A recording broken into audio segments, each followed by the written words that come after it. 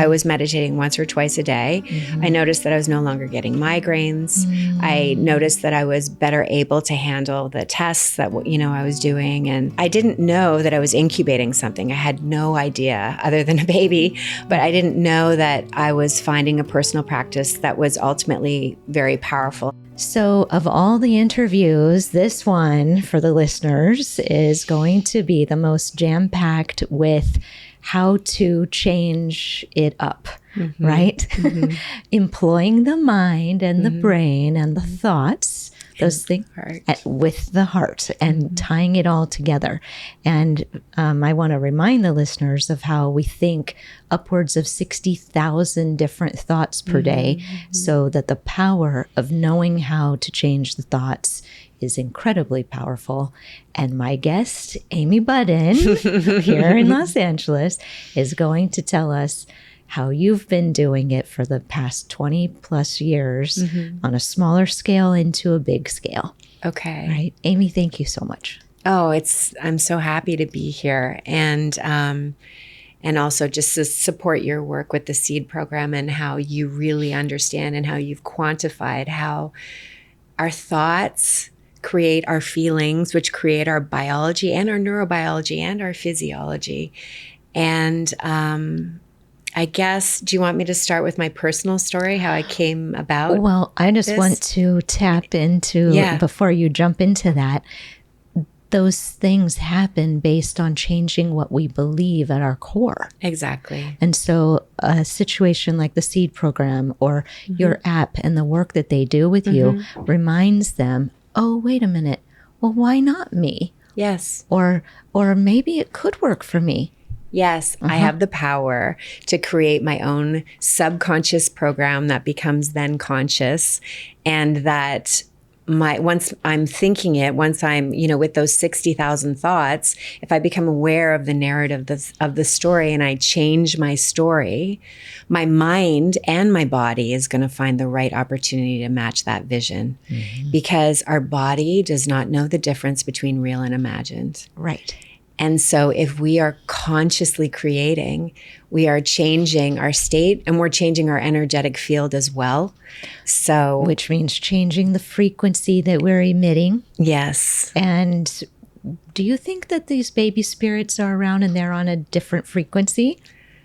And that we can sync our frequency with their frequency? I do. So, I tend to want to talk about the science because it's relatable to everyone, but there are things that cannot be explained over and over and over again that I see with my clients, whereby I may see something in my mind's eye when we're both in that alpha state or that theta state, that relaxed brainwave state where we can perceive beyond our senses, and they may see the same thing where they feel the possibility of their baby coming to them. So yes, I do believe that. It's happened so many times, and the gender and the personality, and then when the baby comes in and they're pregnant, there's oftentimes in the recordings for them to communicate with their baby, and they get some sense of the personality, and there's a real heart-to-heart connection. Oh, yeah. And then if you think, the baby is being nourished in the energy of the mother, we can all feel a frequency of love, and it's measurable. So as you know, and Heart Math Institute is great for this, when you're in a positive emotional state, you start to radiate a frequency that's 30 feet beyond your body from all those, from your heart, essentially. And it looks like a beautiful torus field. So you imagine if you as a mother, whether it's in utero or before or after, you have the ability to change your state to go from like overwhelmed to calm, because we're taking in more information in a week than our ancestors did in a year, 100 years ago. So we're all in a state of overwhelm. If we can change our state, we start to mitigate the hormones of stress like cortisol. And so what a beautiful thing to do for your body at any stage, whether you're trying to conceive or you're pregnant or you're preparing for childbirth. And what I've found is that it really is just as simple as, Dr. Joe Dispenza teaches us. as cultivating an elevated emotion, because when you go into these positive emotional states of gratitude, of joy, you change your brainwave state. So you go from that high beta, which looks like this. High beta brainwaves. Yes. Stress. Yeah. And when you're stressed, you're, creating the hormones of stress like cortisol, right? Which works against our estrogen levels. Exactly. And works against our ovarian activity. Exactly. And when you can begin to mitigate those hormones of stress by taking a deep breath and using all of your 5 senses to create relaxation or a feeling of joy or a feeling of peace, you start to go into this alpha state, which is very coherent, which looks like this and feels like getting lost in a movie or a daydream. And then you start to make your own neurochemical cascade, which is dopamine, oxytocin, serotonin, endorphins, right? All of the above. Yeah. So it's this flow state that's extremely healing and can be used to your benefit in any stage of life. And that's what's so gratifying, is that not only, a relaxed body is a great place to make a baby. So that's why my clients get pregnant. Because on a subconscious level, they feel safe. That's right. To conceive and safe to be pregnant. I think that's why during the pandemic, one of a couple of reasons, there were so many pregnancies lost. Yes. Because the cortisol surging was higher than the endorphin, serotonin, oxytocin, and dopamine. And the uterine lining responded negatively as a result, as all that estrogen was compromised from too much cortisol. Yeah. Yeah. And just being able to hold that vision for the client, even when they can't hold it for themselves. I think it's received on a lot of levels. And I know you've talked about that too. So I have a fun idea for us. We're just getting started in the interview, but we know, and I'm sure we've already done it, but I want to just say it for the listeners and make it even more real. And we're chit-chatting before the interview, but then as we start rolling, we probably, with our personal practices, decided, okay, we're going to sync up our frequencies, right? Yeah. We're going to go into a coherent state of trusting that what the listeners need to hear, we will say, right? And we will teach them by sharing stories, our own stories, generalizations about some of the clients that we've worked on, their stories and their situations and the different things that we've witnessed changing for them. But so I just wanted to say, I bet we are synced up. Yeah. Do you want me to do a coherence exercise that the listeners can do with us? I would love it. I bet they would too. So all my recordings have the same intro and outro, basically, so that your mind, you have that feeling of safety, like, oh, I know what's going to happen. And even if you're fighting it, even if you're like, okay, this time it's not going to work, at least there's some familiarity there. So, is that a good thing? Because as Dr. Joe would explain, when we're in the familiar, that's the known. Nothing changes in the known. We got to get into the unknown. Well, I think that, he also says consistency, repetition, and commitment. Practice. So I think it makes it easier. It's just, pressing play and knowing what to expect. Right. Calms them. Yeah. Okay. I'm aligned with you. Okay. So let's do a coherence exercise that people can follow along with. So this is a way to generate that alpha brainwave state and those positive emotions that are so good for our mind and our body. So we begin by taking in a deep breath.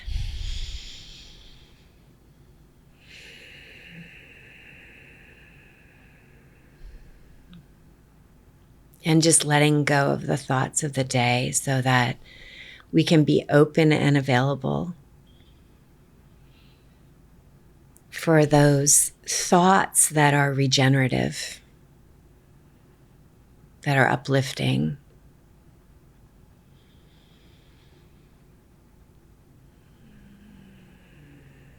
So If we have a centering thought, we might invoke the intention that our words and phrases will land in just the right ways with people so that they hold the vision that it is possible, that they are powerful to create. And so for the listener and for us, we can just notice what the intention is, what we wish to create, what we wish to say yes to.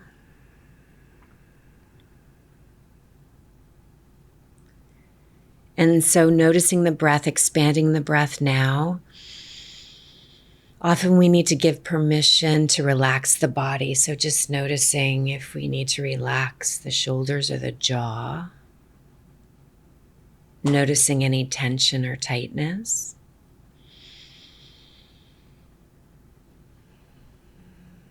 Now, the magnet for miracles is really the heart center. So now as we relax the body, maybe taking a breath in for the heart, just noticing that the good feelings are still there no matter what happened today or yesterday. The good feelings are still there. So just noticing a way to connect to a memory. Sometimes it's as simple as imagining snuggling with a pet, or a future memory is good too. And then just breathing into that. And so one way to connect to this alpha state is you can shut your eyes and turn your eyes upward to the point between your eyebrows. And then just allow your eyes to fall, and do this a couple times. This is a hypnosis technique for self-hypnosis. And then you can just count yourself down from 5 to 0. Have 5, release, relax, and let go. That your mind is opening to these pure and positive suggestions. 4, relaxing the body.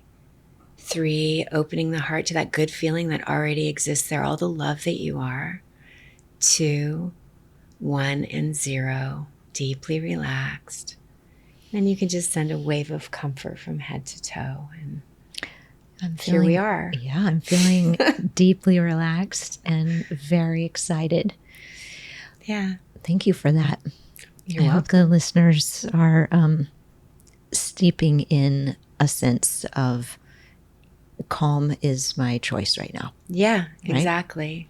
And I have the power to choose. I have power of choice, which is a better place to be than being on someone else's program. Mm-hmm. Right? Right. Listening to ourselves and getting control of all of those thoughts, especially with respect to baby making. Yes. Because it gets really loud with your diminished egg reserve. You're a recurrent loss patient.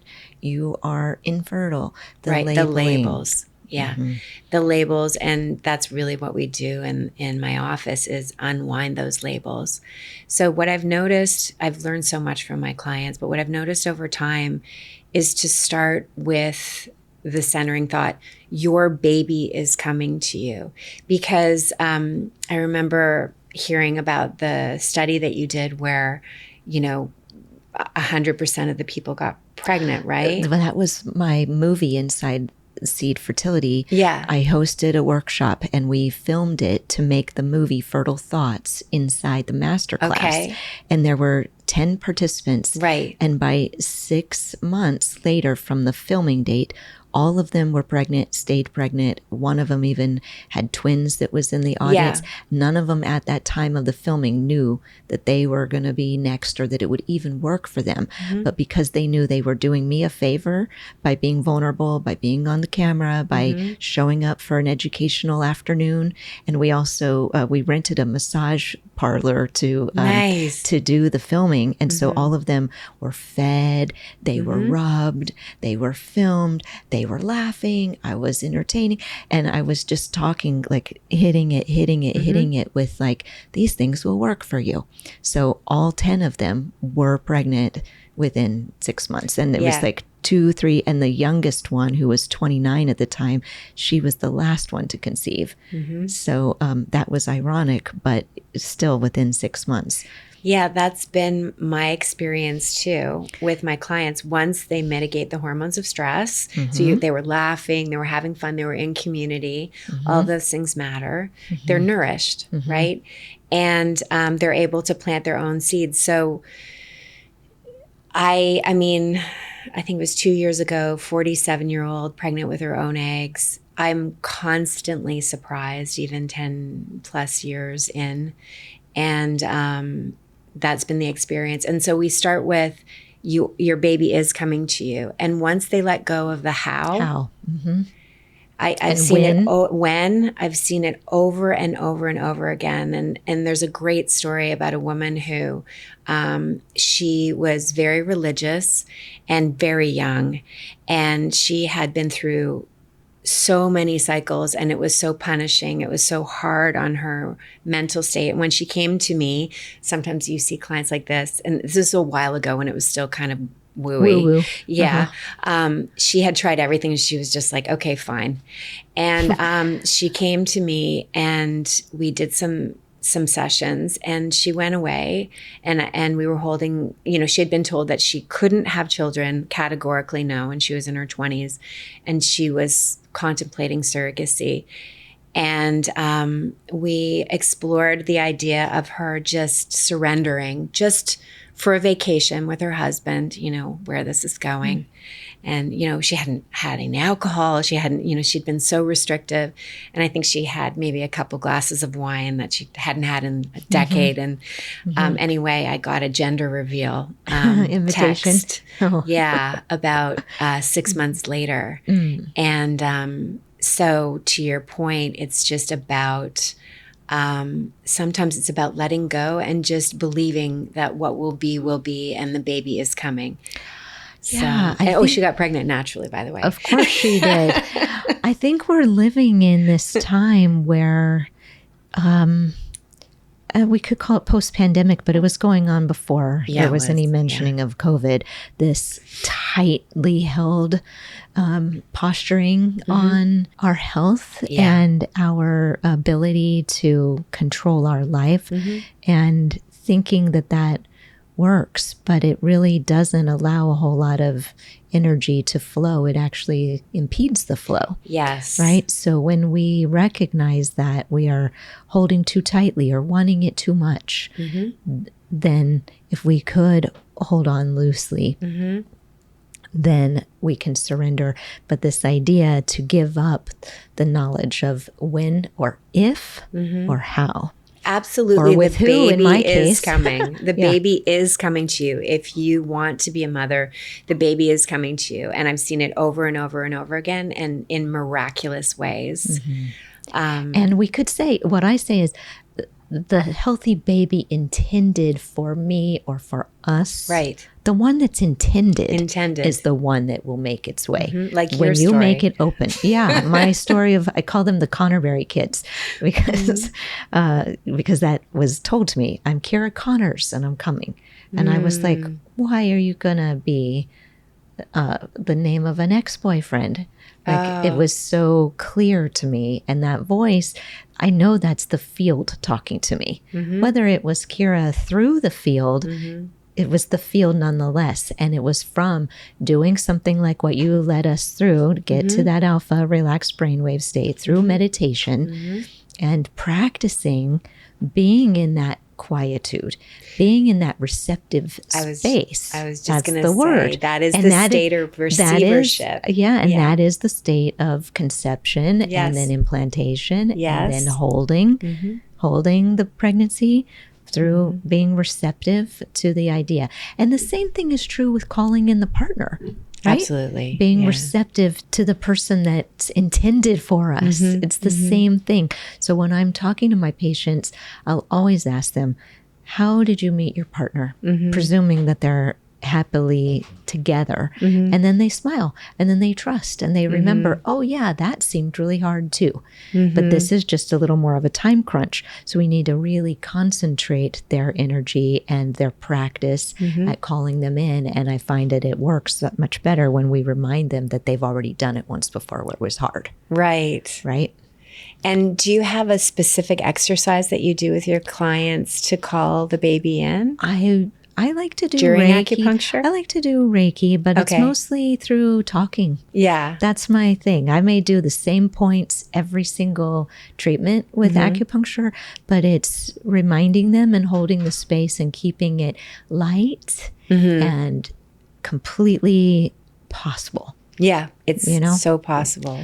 So what I'd like to do, I think this would be interesting, or like a good segue, and you're all about the science. So why don't we start there with the word neuroplasticity? Okay. Let's say, because back when we became aware of one another in 2003-ish, when you just started doing it at your house, and I had my practice and I heard of you somehow. We've been doing this for a long time. Yeah.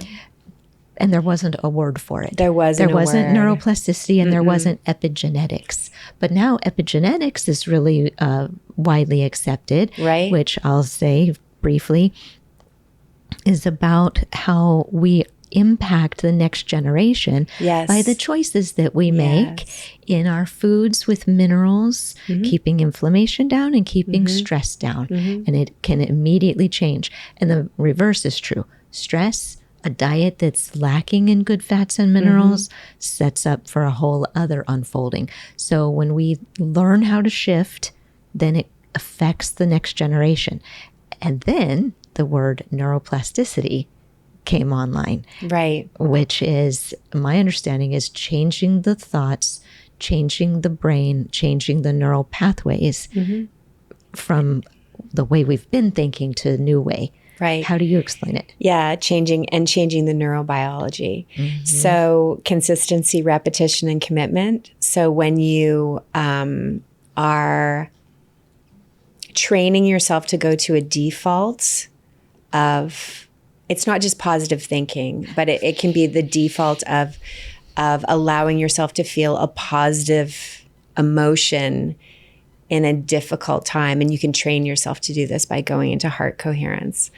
So, So would you say that that's sort of like reframing the perceived bad thing that's happening? Yes. Yeah. Yeah. But not pushing it away. So being aware of the story, working with the story, and then switching the story to be more empowering. Exactly. Yeah. That's the power of choosing to do it differently, to think about it differently. Yeah. Choosing how you think, choosing how you feel. Choosing how you hold what you're being told. Yes. Is going to change your behavior. And so when you do it over and over and over again, it gets really hard to default to, panic.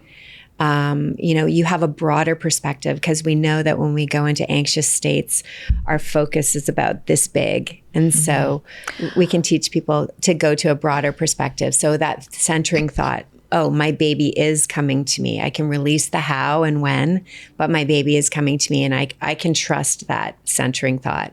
Or I can work with the client to see how they want to think, what they want to believe, what story they want to cultivate. And then when they listen to the recording, it has frequency embedded in it. So they call it a magic nap. It's just really easy to do. And tell me more about your magic nap. Okay. I saw that on your website. Okay. So the reason why I created it this way is because I have a monkey mind, even after 20 years of meditating, and I am a recovering type A. And so basically I've just created a container for people to use the same words and phrases and their own words and phrases to create an intention, and then use frequency to help them drop into this alpha state, which is coherence, and then use the heart center, the 40,000 neurons in our heart that creates this neurochemical cascade and this electromagnetic field. They activate that with heart coherence. And they range from 12 minutes. You need 12 minutes to change the brain for that neuroplasticity. Really? It takes that long, you think?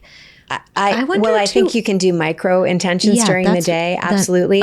But if you're going into a meditation, apparently it's 12 minutes. I think Sharon Salzberg said that, but I'm going to say that it's cumulative. Absolutely. It's cumulative. And maybe that's why, because I've had some meditations where they're not even 12 minutes long and I'll receive these really powerful downloads. Yes. And it's because, like you, if the brain is a muscle and the heart is also legitimately a muscle, just training it to be a master of reframe. My background's been a lot of disappointment, so I learned how to reframe it to be like, well, maybe I'll need to know this lesson later on. It can help somebody else someday. Something like that too, like figure out a way to make it a positive thing. Yes. So to your point, it gets faster and faster and faster until I see my clients starting to live a living meditation. So, I wouldn't say I'm the monk on the mount by any stretch. I have, I still sometimes struggle to meditate. But what I noticed was more so as I was doing these practices of what I call active love, like going to a loving place in my heart, doing coherence, it extended into the majority of my day, that it was too uncomfortable. And my clients find this too. It was too uncomfortable to go into an agitated state. And interestingly, as they often are, my children were the kind of litmus test for it, because when I started regulating my nervous system by going into these states of active love, so energetically and in my mind's eye, when we were having these struggles to get out the door, preschool age, right? And they wouldn't put on their shoes, whatever, and I can feel you. You can feel my agitation. Or your panic, like you said, when we're stressed out, our field of vision or whatever becomes really small. So then they just want to be, they're so expansive. And so you're in this, like, we're going to be late. And if we're late, then it means all these bad things are going to happen, or I'm doing it wrong, or whatever. So you're in that, and they're in, so then they just start. Well, it's a great metaphor for resistance too, right? Yeah. So when I could change my state, and so I just started broadcasting this frequency of love, which I later learned was creating this 30-foot toroidal field that animals and people and children can feel. So active love. They were very young, like 2 and 6. And all of a sudden we had no power struggles anymore. And to this day, they're 17 and 21. I'm so blessed. Like, it's just been a cakewalk. But guess what? It started with me. Yes. And so, so that taught me the power to change dynamics in my physical body, in my neurobiology, in my physiology, and then that energy that we radiate changes the world around us. Before I conceived Kira and Jack, I had been helping, but it was like pushing rocks uphill in like reminding the women and helping them, and me doing research and looking into suggestions for them, but not really resonating in my core with being a fertile woman. More martyrdom. I have to help everybody else. My life isn't fair. Woe is me. Like that mindset. It's happening for everybody else but me. But anybody that's known me since I really shifted myself in 2006 or 7, they only see me now as like this super ultra positive light force person. But leading up to that, one of my colleagues described me as like walking around with this dark cloud over my head. So our thoughts really matter, and they really do broadcast. And we certainly have our own initiations, right? Because if we are not living exactly what we're teaching, then it doesn't work for anybody. Or you keep seeing like, why am I getting the same lesson over and over and over and over? So like in fertility, it's like, why am I consistently making a dominant follicle or having one IVF cycle after another canceled because unsynchronized follicular activity, or sadly recurrent loss, which I think it would be a good, since you mentioned you have these kids, but I know off record that you didn't just effortlessly have your family. I guess that was my initiation. So if you believe that everything in your life leads up to your soul contract or your soul purpose, it's certainly been the case for me. So I went from being a film editor for Adam Sandler, which is so funny that I'm doing this now because it's so unlikely, to trying to get pregnant. And I had 8 miscarriages. So I had 2 miscarriages, and then I had my daughter, who's now 21. And I was just like, that's so weird. Like I just Were those didn't know. early losses? There were early losses, and I think it was autoimmune. It's sort of undiagnosed, but, and then I had 5 or 6 more subsequent losses. And I went to meditation because I just was seeking some relief, and I started doing breath work as well. This is a long time ago when it was kind of weird. And that's how I, came to understand surrender and the process of just that longing to have a child and not having that much control. And really, Addie was she's my 17-year-old, was my last try, and I had surrendered to what would be, and I was able to bring her into the world. So after having 5 or 6 subsequent losses after the first one, I'm in the listener's brain right now and thinking, well, what shifted? Meditation alone, can it really be that powerful? So I didn't have the understanding of it then. So I didn't. Do you think that it was a matter of, did you change, did you have a medication protocol inserted, something to stabilize your immune system? I was on prednisone, I think. But you must have, after having blood thinner, having your daughter and then having one more, I would think that your MD would say, okay, listen, let's check your thyroid. Well, what was so interesting is there wasn't a lot of intervention, even though I was at California Fertility Partners eventually. This was 20 years ago, right? So there weren't the same sort of protocols as before. Now. Sorry. Yeah. So I would say they were just after the 5th miscarriage, they were maybe we should put you on some baby aspirin. And then it was maybe we, anyway, it was, I think there's I think it's come a long way, and I think there was a lot more support. There's a lot more support now. So, but in your calming your nervous system. So calming my nervous system was huge. Because that would inform your immune system to downregulate from an upregulated, inflammatory, hyperreactive. Exactly. And so I noticed when I was meditating, and I never skipped a day. I was meditating once or twice a day. I noticed that I was no longer getting migraines. I noticed that I was better able to handle the tests that I was doing, and I didn't know that I was incubating something. I had no idea, other than a baby, but I didn't know that I was finding a personal practice that was ultimately very powerful. And then what happened was my daughter, Addie, was born. And then when I stopped breastfeeding and I introduced food, solid food, she started having what was like anaphylactic shock, which I believe was anaphylactic shock now.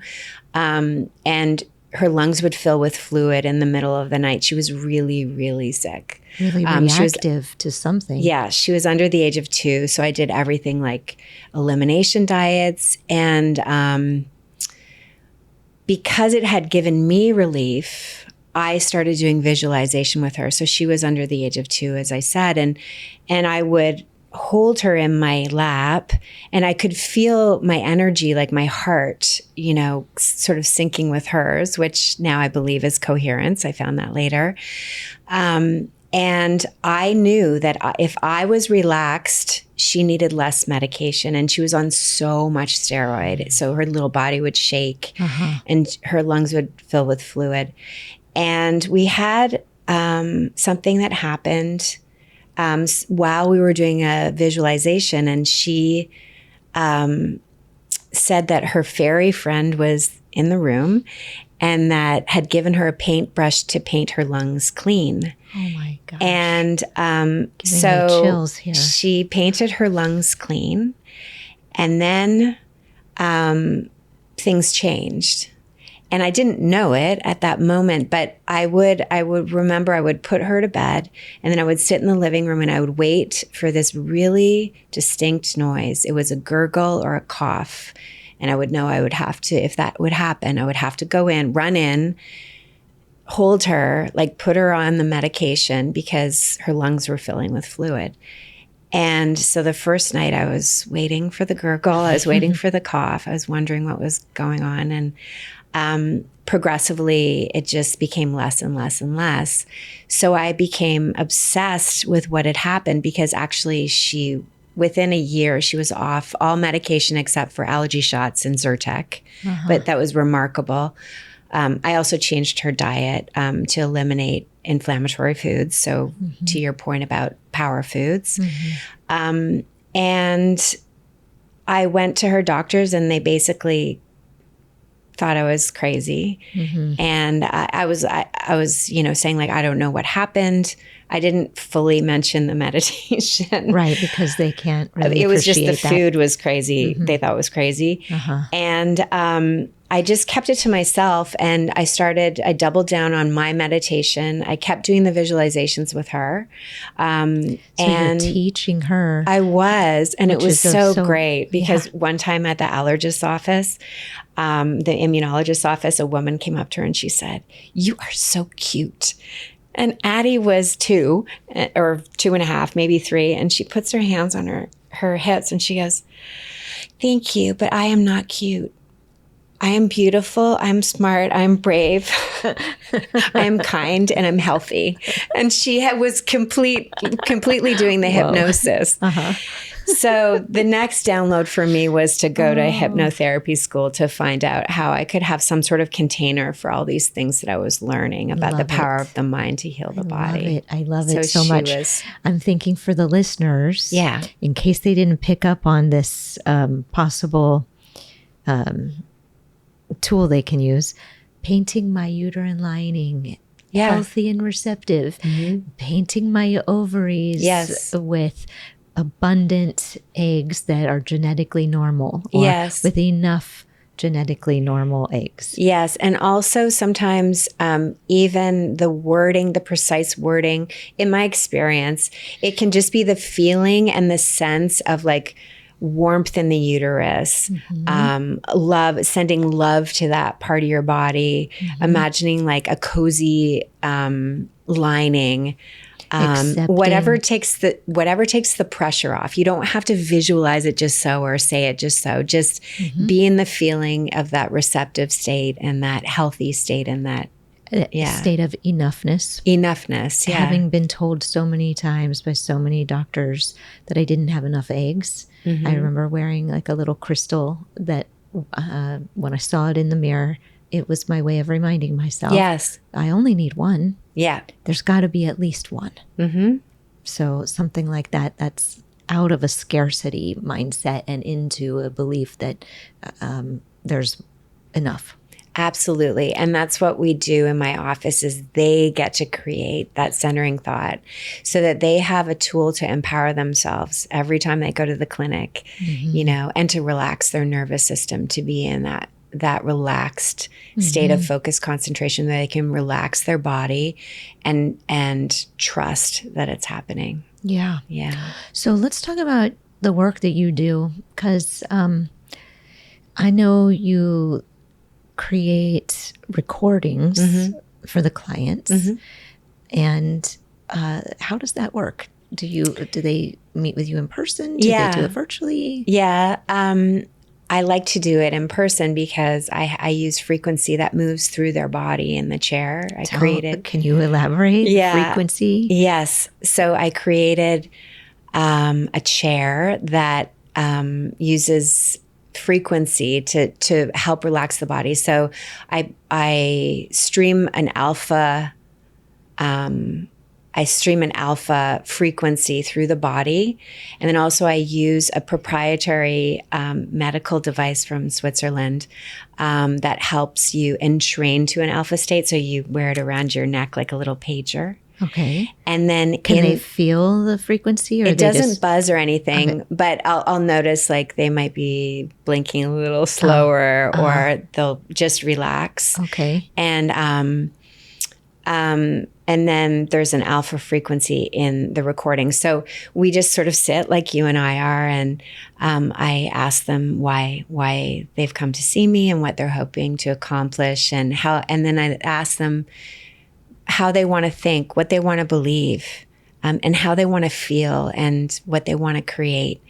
And then we talk about what relaxes them or what nurtures them. And then I'll take all that imagery and put it together like puzzle pieces in the same way, interestingly, that I did as a film editor, putting people's vision together. And then I use their words and phrases, and I repeat it back to them. So there's underlying music, and they have an immersive experience where they lie in the chair, they shut their eyes, they can have an eye mask, they put the headset on, and then I say, okay, are you ready to begin? And they feel the frequency moving into their body, and I give them the sense memory with technology of the alpha brainwave state. But before they leave, and so that they can absorb all those words and suggestions that are theirs, that they are the powerful creator, that they have that centering thought, and now they have this magic nap, they have this tool to take with them out into the world. And before they leave, I show them that there's nothing special about the technology. It was just giving them the sense memory that they needed to get into a flow state. Right. Similarly to like how they materialized a partner who was a good match Exactly. for them. They're in the flow state. So then I show them that they now have that sense memory, just like we have those sense memories of love, of enough, of being hormonally balanced. Thank you. Out of balance in a PMS week. Exactly. Yeah. Exactly. And then it's practice, because you remember there's a word, like it's escaping me right now. Is it neuroception? Maybe, but it's like that if you can do it, or if you can experience it, you can get yourself back to it. Exactly. So to have that experience, like you said early in the episode, the mind and the body, they don't really know the difference of a fantasy or an actual thing that's happening. That's right. And that's where they can imagine. And I did it too when I was repairing my fertility. If I'm standing in the mirror, I think like, well, if my stomach expanded like this, how would that look? Or just like playing around with it to plant these ideas of a fertile self. That's right. Surprising the medical community or being a future inspiration. All of that. Yeah. All of these that. ideas for listeners. Yeah. And so before they leave, they count themselves down from 5 to 0, because that's just the tool we use to signal to the brain that it's time to just go into this state. And they're like, oh, I can do this. Oh, I can meditate. Oh, I'm in the flow state. I can do this really fast now.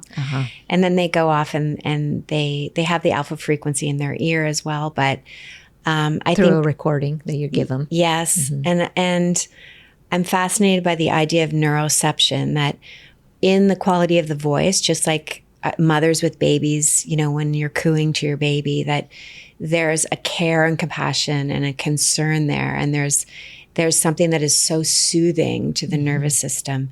So if they have been able to relax in the chair, then they remember that with the quality of my voice and that neuroception, so that they can relax and restore. Or when they get into tense again, then they hear how they're talking to their partner with a shrewd or a shrill or like a panic or negativity, that they recognize it faster, and then they can pull it back and think, what's my best choice right now? Oh, right, flow state. Speaking of flow state, let's talk about the universal field of consciousness. Okay. Right? Like, I'm sure the majority of people listening know about the movie The Matrix. And that's how I lead my patients to be thinking about the field.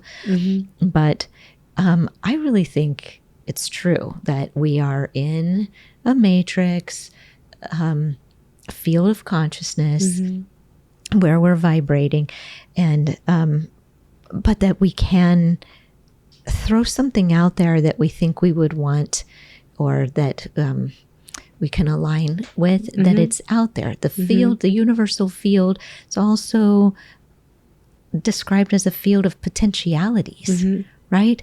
So that's this idea of the intended child is out there in the field of potentialities.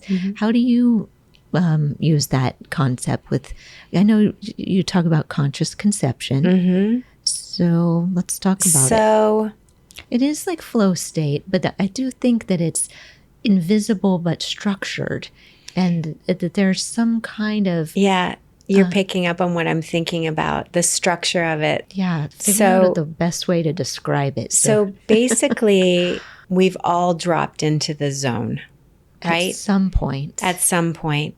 And Stephen Kotler talks about flow states, right, as being these really powerful places beyond space and time where we're defying all the laws. Stephen Kotler talks about that, and Dr. Joe talks about connecting to the field.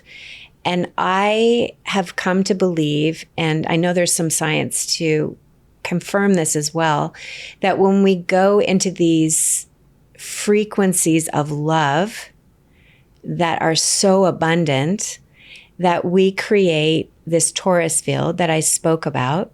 That is the same field as the earth, the electromagnetic field of the earth. And that I've come to believe that we don't need to effort the imagery or the meditation, that if we can drop into that place of abundant love, because we're open, we're safe, we're secure, we're connecting to this field of consciousness that is working to our benefit. And it's as simple as being in this elevated emotion, as Dr. Joe says, because there's no resistance there. Right. There's no resistance when we're like, fear and love cannot coexist. When we're in love, we're not in fear. So if we can get into that place, we can place our order, in other words. Does that feel like a way to talk about the field? Yeah. And also in the invisible structure, it contains us and it holds us and it's got us. There was another episode I did with a family constellations facilitator, Leah Kalish, and we were talking about how the ancestral traumas and experiences are also there to support our unfolding and to cultivate us and to develop us as higher conscious beings. Right. So maybe some of this thing with the field, as like, we kind of got the message in early 2000s, but because we're going to be leading a bunch of women to their children, right? Yeah. But now here in 2025, I think that's where we're going to have people are ready. So many more people understanding, oh, I don't have to effort it. Oh, it's my birthright as an evolved human being to believe that if I want the experience of motherhood, if I want the experience of being a millionaire, if I want the experience of living a certain life of personal freedoms and travel, I just have to like imagine it in my mind and then like raise my emotional intelligence around it to be in receivership. Yes. And I will add that action is necessary too. You always have to be moving towards that vision. In what way?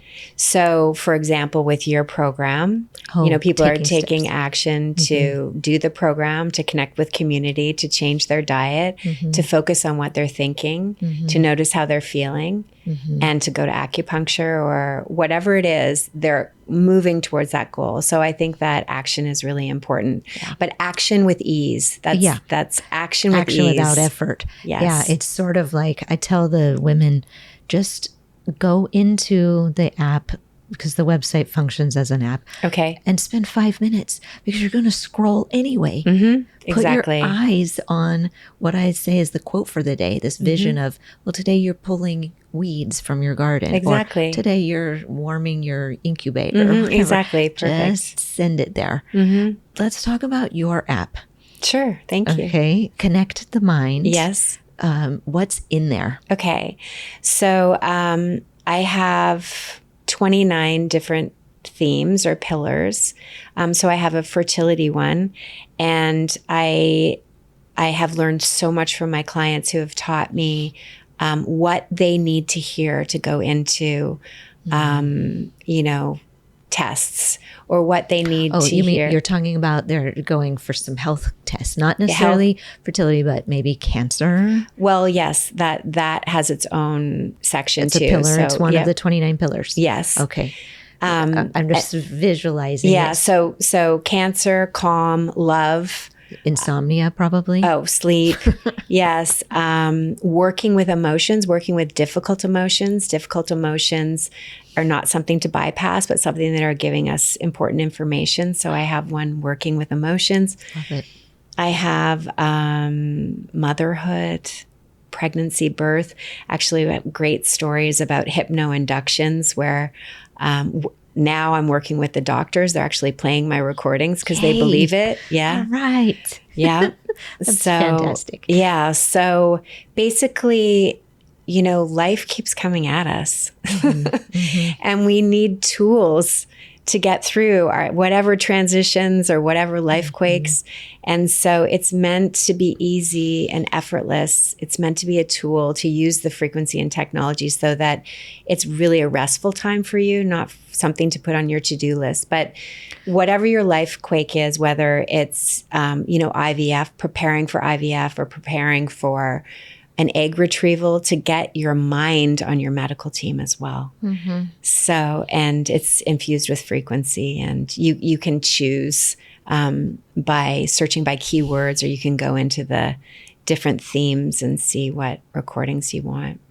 So they find a pillar that syncs with where they are. And then there's various recorded things, but you also offer something where you customize it. Yes, for them. I do. Tell me more about that. Yeah. So they can make an appointment with me, and by Zoom, I actually see people all over the world.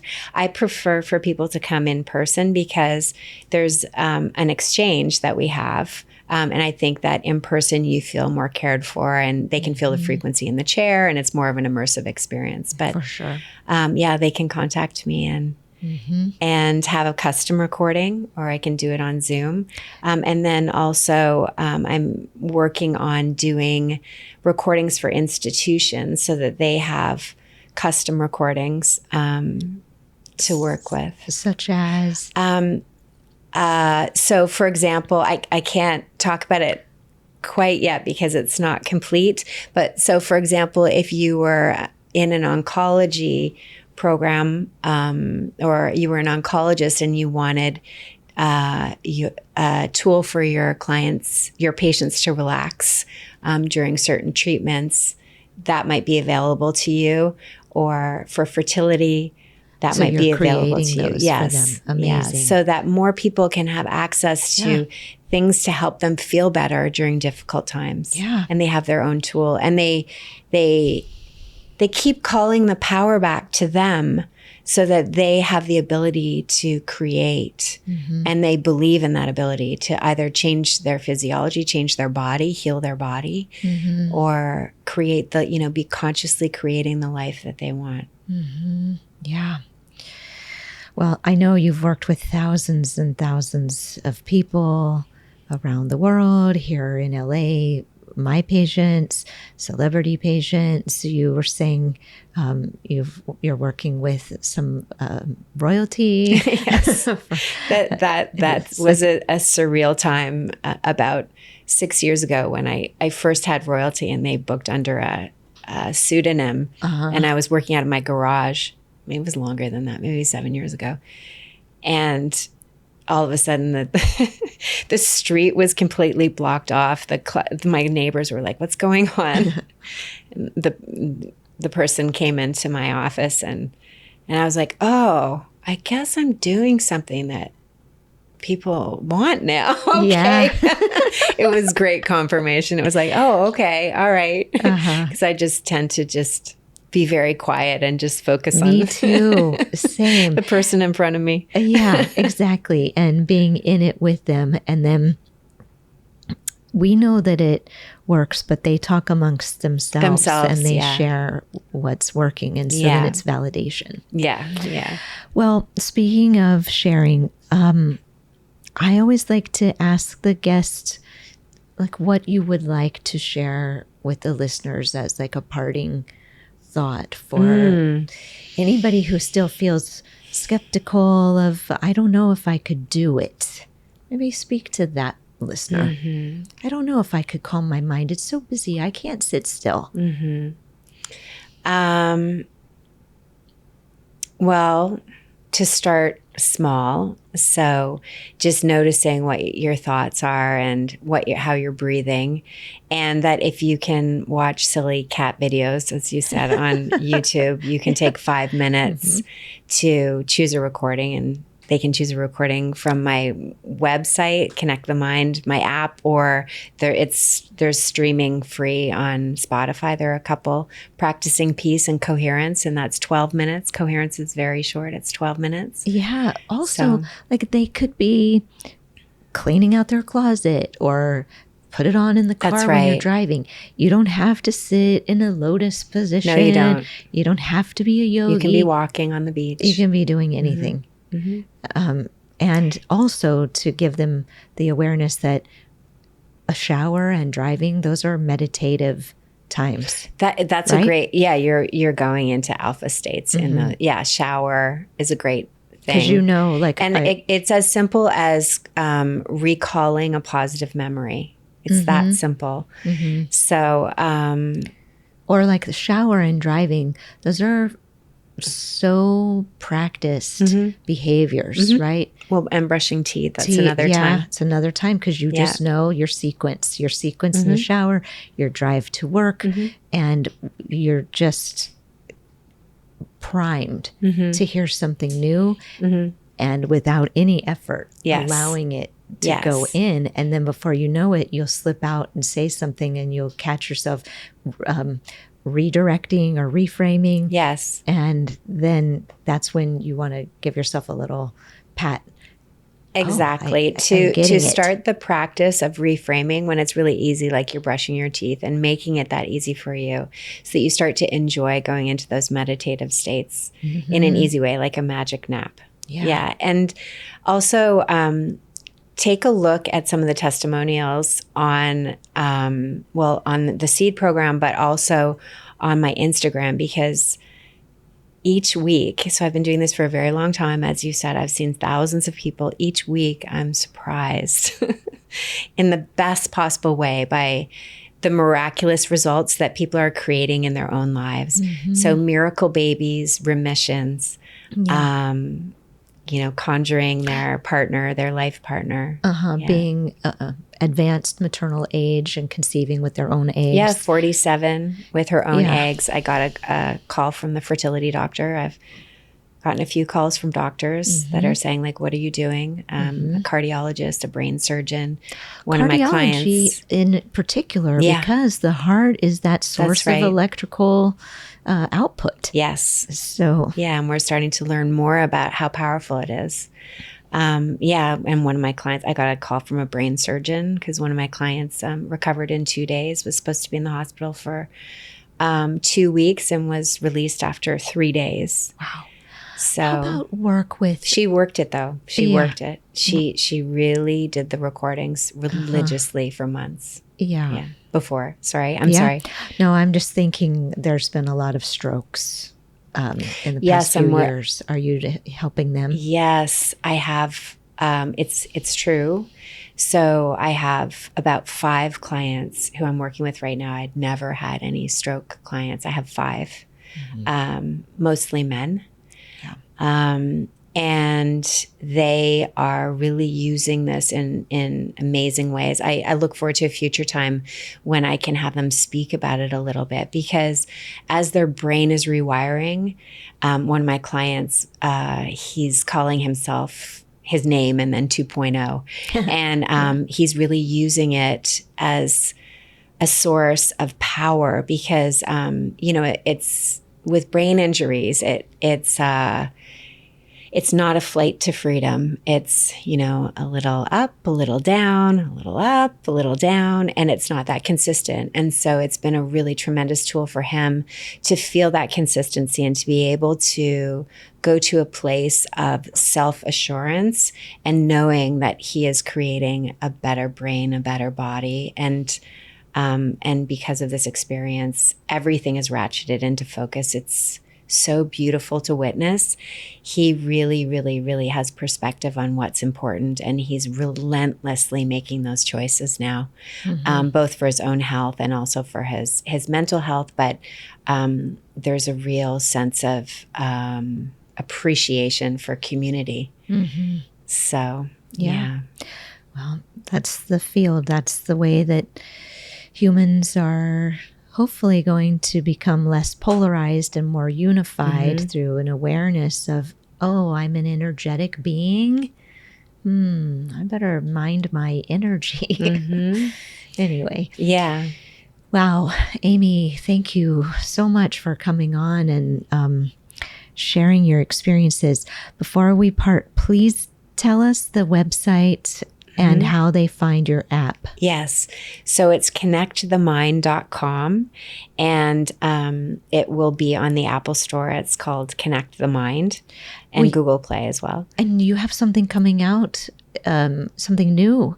Oh, and you'll be able to find my recordings on iTunes as well. So we're just loading the fertility ones right now. And then, yes, I'm doing an installation installation. Yeah. So a little bit of fun with the experience. We're doing an immersive installation.